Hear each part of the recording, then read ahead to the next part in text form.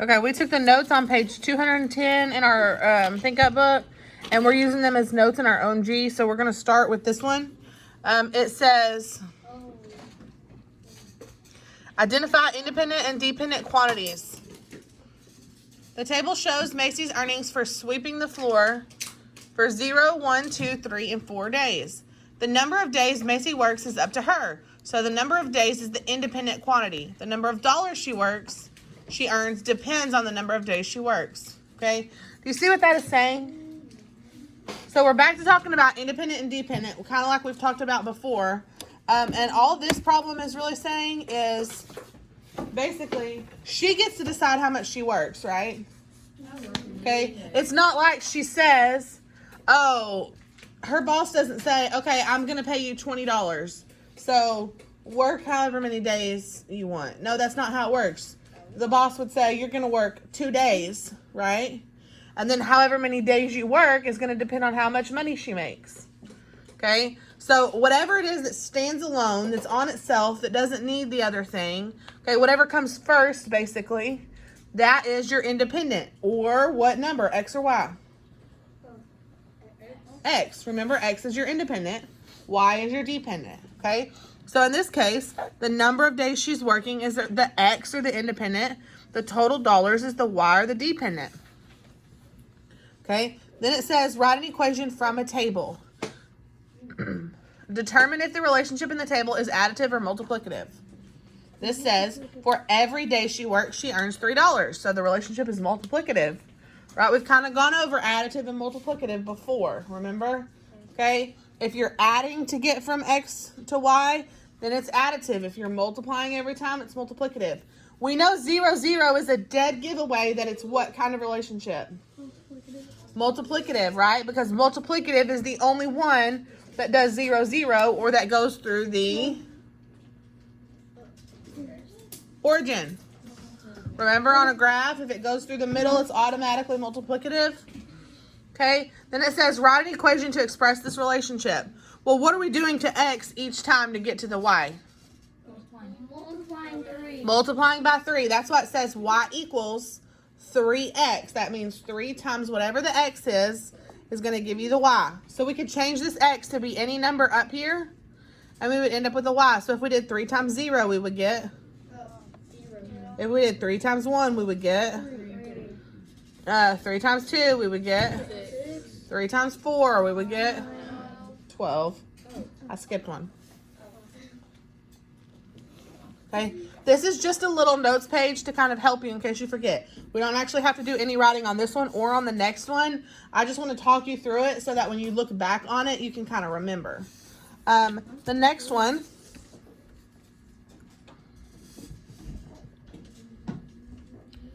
is identifying independent and dependent quantities in a graph. Okay? When we have a graph, our independent is going to be along what? The X or the Y? What is our independent, our X or our Y? X. So when you're looking at a graph, your independent quantities are going to be along the what? So what would be my independence here? Wherever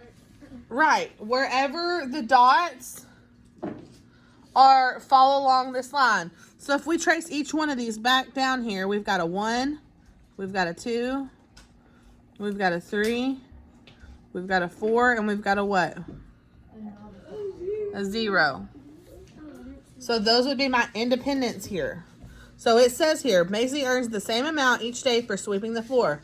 The graph shows her earnings for working 0, 1, 2, 3, and 4 days. Macy's earnings depend on how many she works. So the number of days is the independent quantity. So our independents here are these X values. So our independent values here would be what? 0, 1, 2, 3, and 4. Our dependent quantities are going to be the numbers that go along with that. Now, it's not just the numbers that go along the sides in the graph. It's where the values actually hit, or where those dots are, right? So if we look along the Y here, okay, we can trace these dots over. Well, this first one is just where? Along the Y. Right here, 0. Then this first dot goes back over to the what number? 3. And then 6. This one goes to 9. And this one goes to 12. Easy enough? Yeah. Okay. Now we're going to switch over and go to the next graph.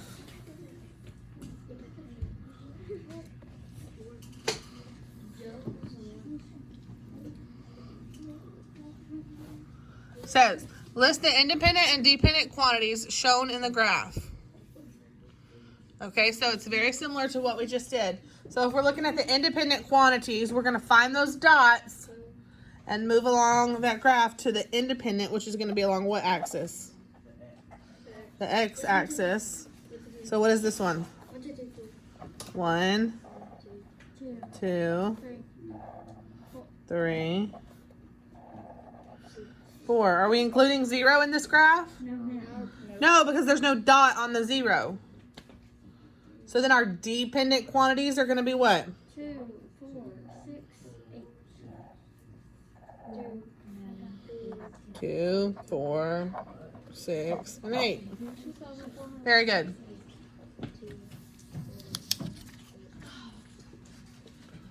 Okay, and then lastly, we're going to switch over to this table. List the independent and dependent quantities shown in the table. Okay, our independent quantities are going to be what? Your x value. The x value, but in this case, what would be the x? The t or c? The t, okay? Sometimes they'll change the numbers and they won't just say x or y. They might say t or c. That's fine too, okay? So in this case, it's our numbers of tickets. So what are our independent quantities? 1, 2, 3, 4. And our dependent quantities? 5.75, 11.50, 17.25, and 23. Do not round. Put the actual numbers that it gives us.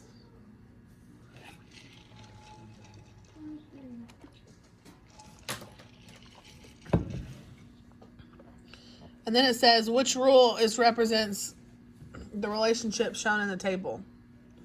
Okay, so it's always y equals. Now, in this case, we could put c equals. Okay, so c equals, what are we doing to the first number to get to the second number every time? Okay, so what do we add to 1 to get to 5.75? What, 475? Is 2 plus 475 going to give us 1150? No, so additive is not going to work. What can we multiply 1 by to get 575? 575, right? Because any number multiplied by 1 is just itself. So is 575 times 2 going to give us 1150? Yes. Is 575 times 3 going to give us 1725? Yes. Okay. And then 575 times 4 would give us $23. And if you're unsure, just work a couple of those out. So we could go 575 times 2.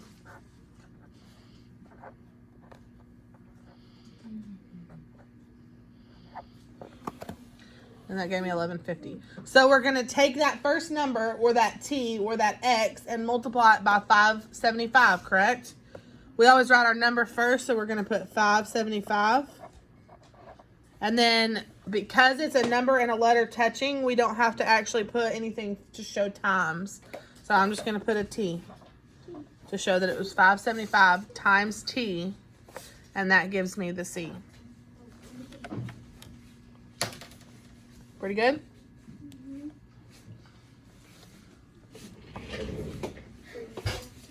Okay, go to page 211 in your book. So that's our notes. Now go to page 211. Sam? We're going to have some of it for homework. I got that. What page? That's 211.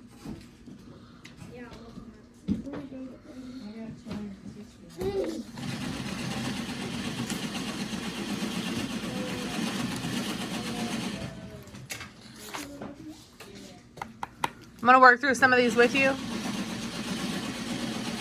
And then you're going to do some on your own. Which table shows an independent quantity of 3? Independent is what, our X or Y? With a corresponding dependent quantity of 6.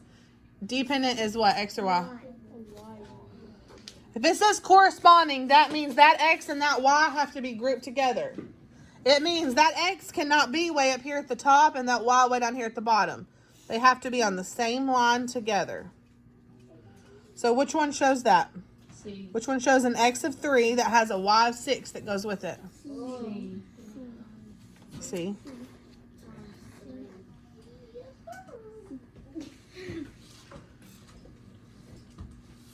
There's only one other one that has a 3 in the independent, and it has a Y for the dependent. Okay, look at B for just a second. What were they trying to do on B? Trying to get you to switch the independent and dependent. Okay, you got to watch out for that. So the answer here is C. Is it independent always goes before dependent? Yes. Okay, number 2. Number 2 says, the graph shows the relationship between the independent and dependent quantities. Which set represents all the independent quantities shown in the graph? Our independent is going to be along which axis? X. Along the X. So trace all those dots back down to the bottom. And look very particularly at the first dot. Always double check the 0 because sometimes those dots are hard to see. Is there a dot on the 0 here? So it better start with 0 so we can automatically mark out F and H. And J. No, J has 0. Yeah, but there's something I know the answer. Because it doesn't even go to 18 on the x-axis. Wait, are we talking about the x? Because there's the dot right up at the y.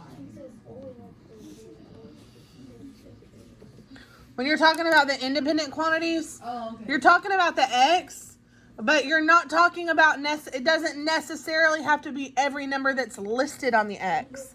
It's only the numbers that have a dot that correlates with it, right? This one just so happens when we trace all the dots back that we get 0 through 9. Pretty simple. You should like this stuff. Most of the time, this stuff's pretty easy. Is J like all the numbers on the Y value? Yes, J would actually be the Y or the independence because when we trace them back over here, they're going by 2s all the way up to 18. So this would be our dependent values. Okay, y'all are doing good. Number 3.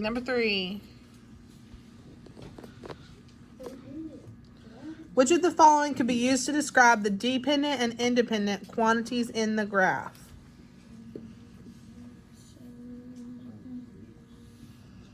Okay. Dependent quantity, number of pints. Independent quantity, number of cups. Dependent quantity, number of quarts. Independent quantity, number of gallons. Okay, so let's start by looking at the graph. Let's pick out some points that we can clearly see along this graph. And when I say pick out points, I'm talking where the line crosses an intersection so that we can get some points off of this graph. So it crosses at 0, 0, yes? And then this one doesn't really cross at an exact midpoint. What about this 1, 4? Does it cross exactly there? I'm going to put a dot. And then 12, 4.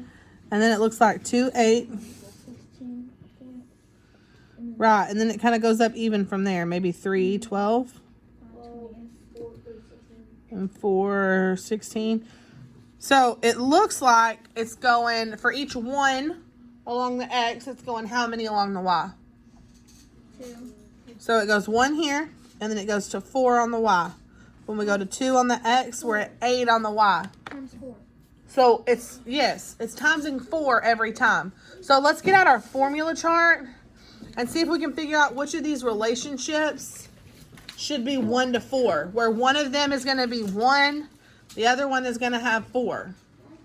I know. 1 gallon to 4 quarts. So we're in these kind of liquid measurements. So I'm going to come over here. So we need like a 1-to-4 ratio. So what would we maybe be looking for here? That one's the corner. Gallon along the X and quarts along the Y, right? See if that's an option. Yep, that's D. Okay, hold on. So we've narrowed it down to gallons and quarts. So on this graph, should gallons be the bottom or the side?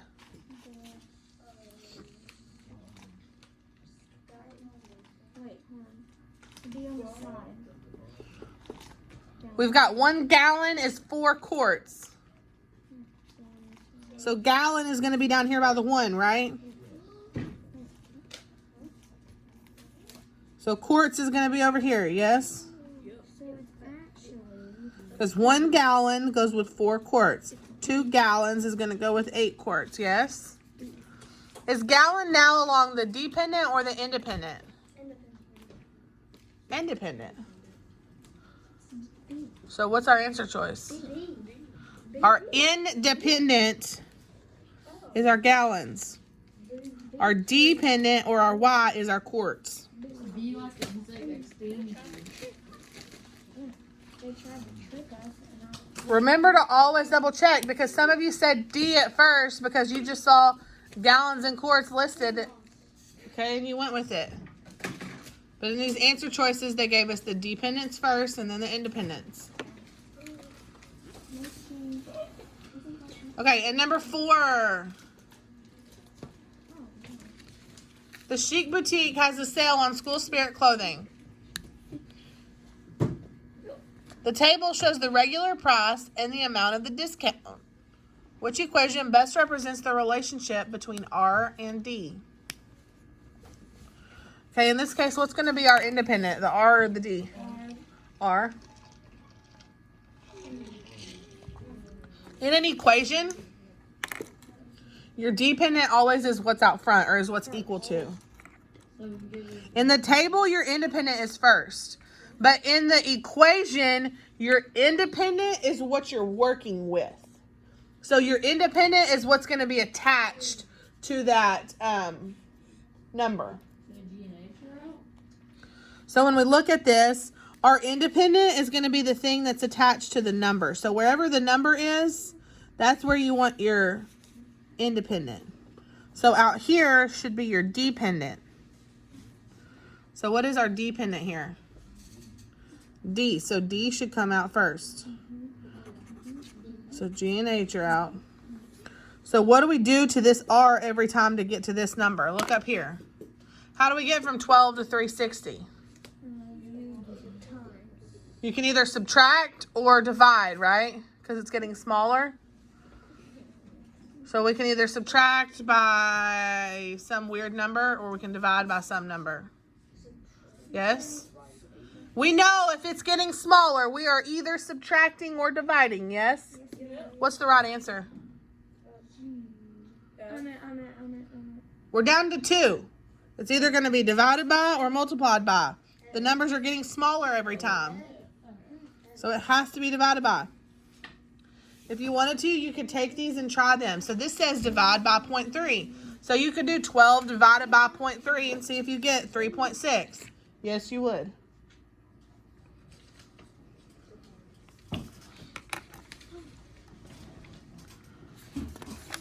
Okay, let's go to page 212.